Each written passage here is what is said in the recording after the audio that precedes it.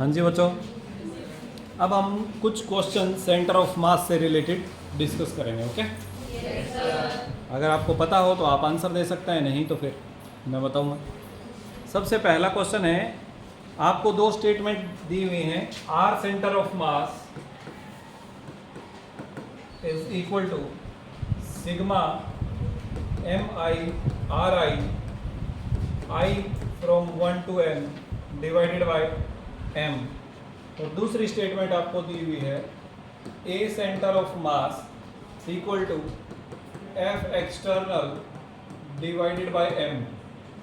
Question ये है कि इन दोनों में से कौन सी स्टेटमेंट ठीक है, क्या दोनों ठीक है, एक ठीक है, ऐसा कुछ सोचिए। कितने बच्चे कह रहे हैं कि फर्स्ट स्टेटमेंट ठीक है और कितने बच्चे कह रहे हैं कि सेकंड ठीक है? कोई भी नहीं कह रहा। अच्छा, फिर गलत क्यों है ये बता दो। हाँ जी, क्या होता है एक्सेलरेशन का formula?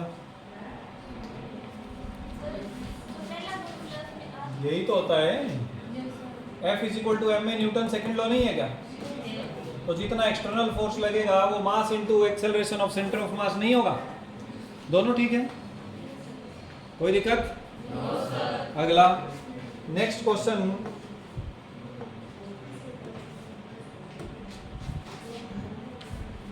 Centre of mass of a system of particles is at the origin. Centre of mass कहाँ दिया हुआ बेटे? ओरिजिन पर। ओरिजिन समझते हो?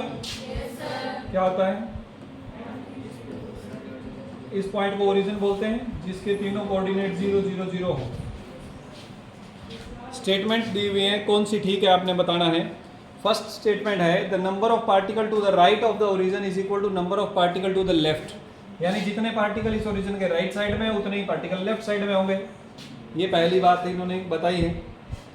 और दूसरा ये कह रहे हैं, the total mass of the particle to the right of the origin is same as the total mass to the left. जितना मास इस साइड में होगा उतना ही मास इस साइड में होगा। एंड अगली स्टेटमेंट है, the number of particle on x axis equal to number of particle on the y axis. इस स्टेटमेंट को देखकर लग रहा है कि ये दो ही एक्सिस की बात करना चाह रहे हैं। चलिए इतनी बात कर लेते हैं हम भी। ये कह रहे हैं कि जितने पार्टिकल एक्स एक्सिस पर हैं उतने ही पार्टिकल वाई पर। जैसे कि अगर टोटल दो पार्टिकल एक्स एक्सिस पर हैं तो दो ही वाई पर होंगे। तीन स्टेटमेंट हो गई। और लास्ट स्टेटमेंट है कि इनमें से कोई भी ठीक नहीं है। सोचिए और बताइए। एक बच्चे ने कहा कि तीसरी स्टेटमेंट हमारे पास थी, नंबर ऑफ पार्टिकल जितने एक्स पर उतने ही वाई पर। देखिए मान लेते हैं कि यहाँ पर एक 2 किलोग्राम का पार्टिकल है और एक 3 किलोग्राम का पार्टिकल है, और ये मान लो कि 1 मीटर और 2 मीटर डिस्टेंस पर रखे हुए हैं। क्लियर? और हम यहाँ कह दें कि यहाँ पर एक 4 किलोग्राम का पार्टिकल है जो कि 1 मीटर डिस्टेंस पर रखा हुआ है। तो मुझे बताइए, क्या सेंटर ऑफ मास 0 0 0 पर होगा? तो आप कैसे कह सकते हो कि पार्टिकल, अच्छा पार्टिकल इन्होंने बराबर कहा, हम दो पार्टिकल रख देते हैं। ये तो बिल्कुल भी जरूरी नहीं है, ऐसा नहीं होगा। तो कौन सी स्टेटमेंट ठीक है? जितना मास आपके पास लेफ्ट में होगा उतना ही मास राइट में होगा। ऐसा ठीक है ना? क्या कुछ और स्टेटमेंट ठीक है? Number of particle to the right, इससे तो कोई रिलेशन है नहीं। तो हमारे पास क्या होना चाहिए? मास दोनों बराबर रहने चाहिए। Is it clear? अगला हमारे पास है, a system of particle has its centre of mass at the origin. एक सिस्टम ऑफ पार्टिकल का सेंटर ऑफ मास कहाँ पर है? ओरिजिन पर है। तो उसका एक्स कोऑर्डिनेट कहाँ होगा? सभी पार्टिकल्स की बात कर रहे हैं।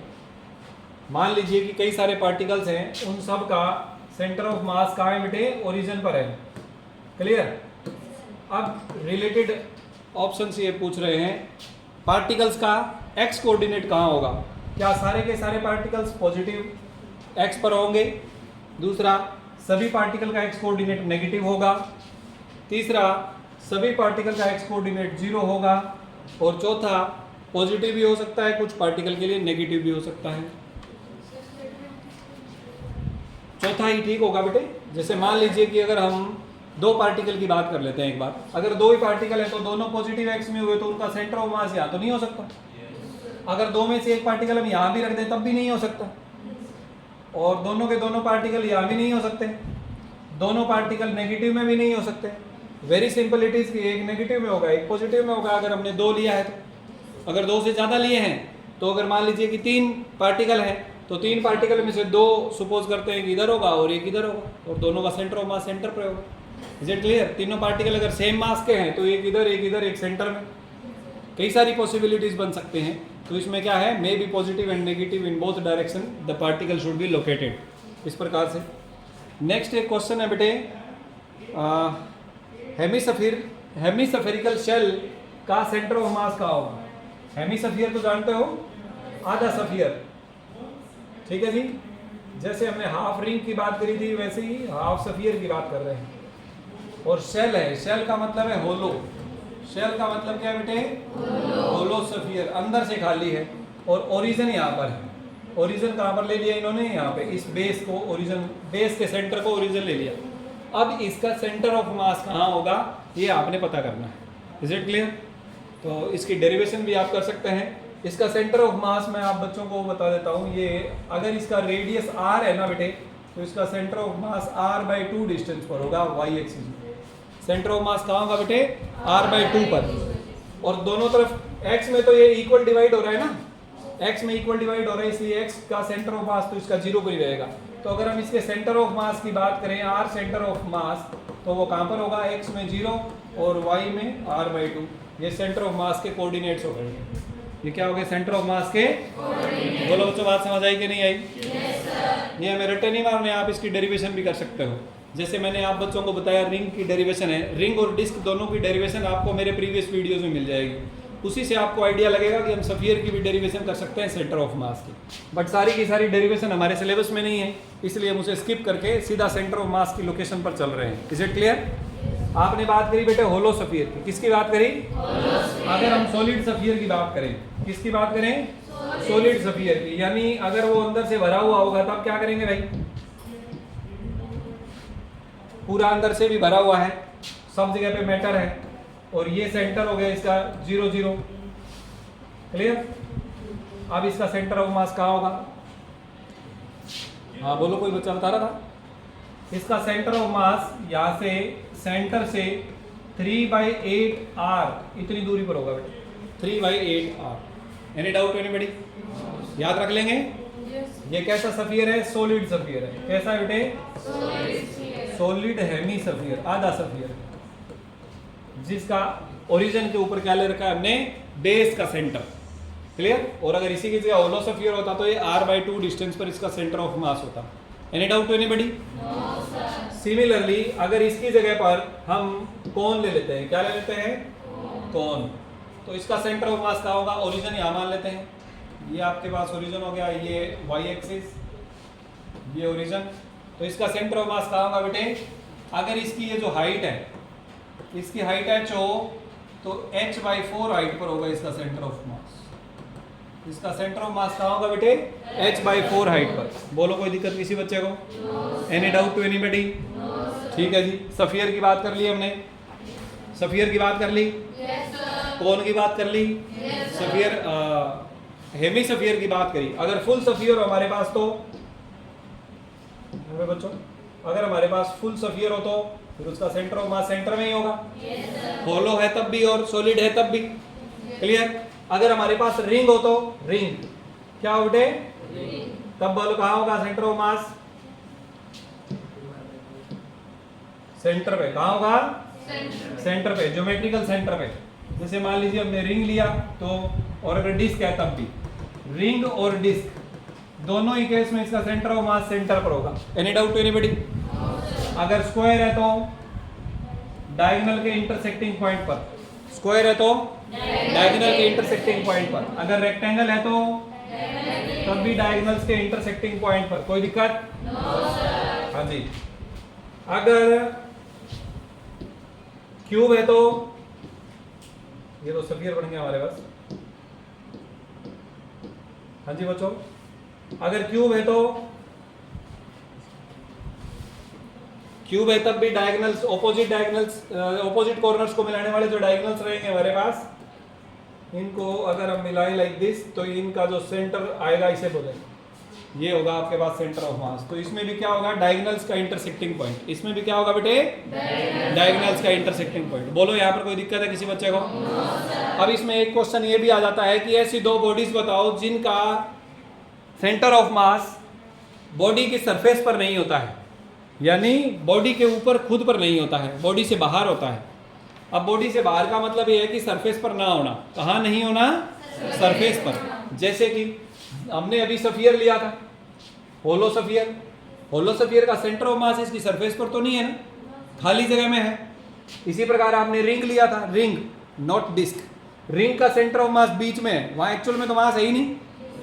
जैसे कड़ा होता है बेटे, हम हाथ में कड़ा पहनते हैं, वहाँ सेंटर में कहाँ मास होता है ही नहीं, लेकिन सेंटर ऑफ मास वहीं है। इसका मतलब ये हुआ कि ये जरूरी नहीं कि सेंटर ऑफ मास बॉडी के सरफेस पर ही होगा, वो किसी ऐसे पॉइंट पर भी हो सकता है जहाँ पर एक्चुअल में मास ही नहीं है, जहाँ पर एक्चुअल में मास ही नहीं। बोलो, इसमें कोई दिक्कत है किसी बच्चे को? No sir. एक और इम्पोर्टेंट पॉइंट यहाँ पर है बेटे, इसकी भी हम थोड़ी सी चर्चा कर लेते हैं। वो इम्पोर्टेंट पॉइंट ये है कि जैसे मान लीजिए हमारे पास दो पार्टिकल्स है, एक पार्टिकल ये ले लिया हमने, एक पार्टिकल ये ले लिया। पार्टिकल का मास मान लेते हैं m1 m2, और इन दोनों को अगर m1 ज़्यादा है m2 से तो इसका सेंटर ऑफ मास यहाँ होगा, बड़े मास की तरफ होगा। तो इसमें अगर ये डिस्टेंस है r1 और ये डिस्टेंस है r2, यानी सेंटर ऑफ मास से इंडिविजुअल पार्टिकल की डिस्टेंस। क्लियर? ये जो रेशियो है ना बेटे, r1 रेशियो r2, ये इनवर्सली प्रोपोर्शनल होता है मास के। ये किसके इनवर्सली प्रोपोर्शनल होता है? मास के। Any doubt anybody? No sir. इस स्टेटमेंट से हम क्या इंफॉर्मेशन निकाल सकते हैं? जैसे कि इफ अगर मान लेते हैं कि जो m1 है वो 2 गुना है m2 से। m1 कितना है? 2 टाइम्स। अगर इसमें पुट कर दें हम तो r1 बाई r2 क्या आ जाएगा बेटे? m2 डिवाइडेड बाई m1 की जगह 2m2, तो ये आ जाएगा। इसका मतलब हमारे पास आ जाएगा बेटे 2r1 is equal to r2। 2r1 is equal to, यानी ये वाला जो डिस्टेंस है वो इससे डबल होगा। समझ आ गई बात? तो यानी अगर आपको दोनों मास के बीच में रिलेशन पता है कि कौन मास किससे कितना हैवी है, तो आप डायरेक्टली सेंटर ऑफ मास बता सकते हैं कि कहाँ पर होगा। डायरेक्टली ही सेंटर ऑफ मास आप बता सकते हैं कि बोलो, कोई समस्या किसी बच्चे को? आपकी बात है? ठीक है जी। जैसे मान लीजिए कि हम इसी केस में ऐसा सपोज कर लेते हैं कि m1 is equal to 3m2, m1 is equal to 3m2, तो r1 बाई r2 कितना आ जाएगा बेटे? बोलो, 1/3 आ जाएगा। इसका मतलब 3r1 is equal to r2। तो ये जो डिस्टेंस है r2 वो उससे 3 गुना ज़्यादा होगा। यानी अगर मास m1 m2 से 3 गुना ज़्यादा है तो सेंटर ऑफ मास यहाँ से 3 गुना ज़्यादा डिस्टेंस पर होगा कंपैरेटिव उस डिस्टेंस। क्लियर हुआ? तो इसे हम बोलेंगे कि सेंटर ऑफ मास से इंडिविजुअल पार्टिकल का डिस्टेंस उनके मास के रेशो के इनवर्सली प्रोपोर्शनल होता है। डिस्टेंस का रेशो मास के रेशो के इनवर्सली प्रोपोर्शनल होता है। Any doubt to anybody? ठीक है जी। और अगला एक बहुत ही बढ़िया क्वेश्चन इन्होंने दिया हुआ है, उसकी भी थोड़ी सी बातचीत कर लेते हैं। क्वेश्चन ये है, a child sits stationary at one end of a long trolley. मान लीजिए कि ये कोई ट्रक है, वैसे तो ये अच्छा ट्रक नहीं दिख रहा बट फिर भी इट्स ओके। यहाँ पर एक कोई बच्चा बैठा हुआ है, ऐसे ट्रक पर बैठना भी नहीं चाहिए, रिस्की होगा। और अगर ये ट्रक चल रहा है इधर, ठीक है जी। अब बच्चे का मन किया कि चलो भाई अपन भी थोड़ा घूम लेते हैं, तो बच्चे ने क्या करा, बच्चा खड़ा होके और इधर उधर चक्कर काटने लग गया। बोलो, बात समझ आई कि नहीं है? अब ये 2 पार्टिकल सिस्टम है कि नहीं है? एक पार्टिकल तो ट्रक है और दूसरा पार्टिकल ये बच्चा है। और जब बच्चा अपनी पोजीशन चेंज करेगा तो हमें ये लगता है ना कि भाई सेंटर ऑफ मास भी अपनी पोजीशन चेंज करेगा। यस। तो हमारा क्वेश्चन ये है कि what will be the velocity of centre of mass, what will be the change in velocity of centre of mass. Question is what will be the change in velocity of centre of मास। ये हमारा question है। जो बच्चा right answer देगा उसे एक pen gift में मिलेगा। ओके? हाँ जी बेटे। क्वेश्चन हमारा है कि सेंटर ऑफ मास की वेलोसिटी में क्या बदलाव होगा। देखो बेटे, वेलोसिटी में बदलाव के लिए आपको क्या करना पड़ता है? अगर वेलोसिटी में बदलाव हुआ, पहले तो ये बताओ, अगर वेलोसिटी में बदलाव हुआ तो इसका मतलब एक्सेलरेशन होगा। एक्सेलरेशन से रिलेटेड एक बात आप अभी थोड़ी देर पहले पढ़ रहे थे कि मास को अगर सेंटर ऑफ मास की एक्सेलरेशन से मल्टीप्लाई कर दें तो वो external force acting on centre of मास के बराबर होता है। यस? इसका मतलब अगर एक्सेलरेशन है तो क्या होना जरूरी है? External force. क्या होना जरूरी है? External force. यहाँ पर लगने वाले फोर्स एक्सटर्नल है कि इंटरनल है? इंटरनल है, क्योंकि ये बच्चा और ट्रक एक सिस्टम की तरह काम कर रहा है। ये बच्चा ट्रक से नीचे तो होके फोर्स नहीं लगा रहा ना ट्रक पे, ये ट्रक के ऊपर ही, बॉडी के ऊपर बैठा हुआ है और वहां से वो चलना शुरू करता है, तो फोर्सेस जो लग रहे हैं बेटे वो इंटरनल फोर्सेस हैं, and internal forces will not change the velocity of the system, will not change the velocity of the system. और अगर वेलोसिटी नहीं चेंज करेगा तो मोमेंटम भी चेंज नहीं करेगा। तो अगर ये तो वेलोसिटी से रिलेटेड क्वेश्चन है, अगर मोमेंटम के चेंज से रिलेटेड क्वेश्चन आए तब भी ये क्या होगा जी, आंसर 0 होगा। तब भी आंसर क्या होगा, 0। बोलो कोई दिक्कत किसी बच्चे को? और अगर एक्सेलरेशन से रिलेटेड पूछ ले, सेंटर ऑफ मास की एक्सेलरेशन में क्या बदलाव होगा, कोई भी बदलाव नहीं होगा, ये भी 0। बोलो कोई समस्या है किसी बच्चे को? ठीक है जी।